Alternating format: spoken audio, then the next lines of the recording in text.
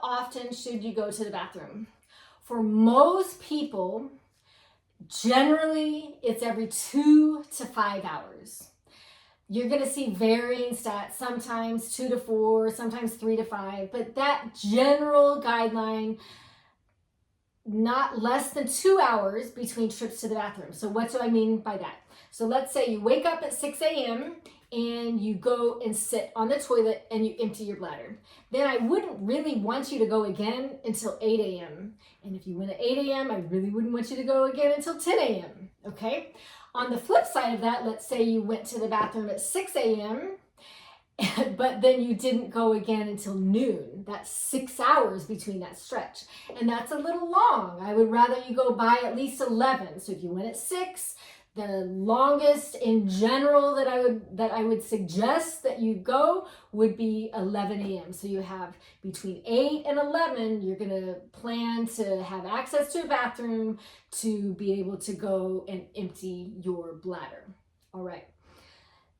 There are certainly exceptions to this. And I don't think that we should be so rigid that we say never ever should you empty less than 2 hours between trips to the bathroom, or never ever should you go more than 5 hours between trips to the bathroom.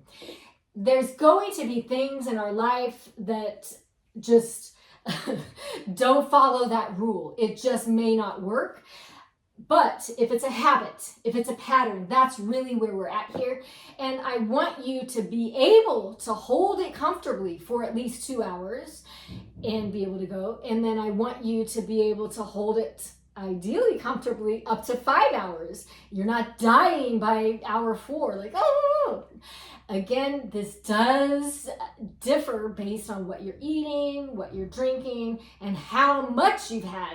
Because if you're loading up on the fluids, or you're about to exercise and so you've had a gallon of water, for sure you're going to need to go to the bathroom more often. But looking at patterns, looking at your routines, looking at what's happening on a regular basis, and making good informed decisions for a healthy bladder that you're allowing it to fill, allowing it to empty, you have control, you're not filling too much and holding that too long, but you're also not only letting a little bit come in and then going to the bathroom.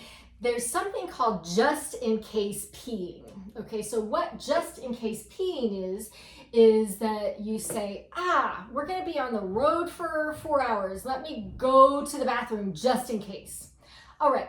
Actually, I agree with that, and I advocate that for my family. Hey, we're about to go on a big road trip.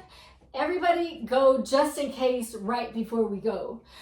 It's the pattern that we don't want. So if you're regularly going just in case, hey, I'm about to go to Target, or I'm going to take the kids to drop off at school, or I'm going to go take the subway and I'm going to be at work in an hour, but let me go just in case.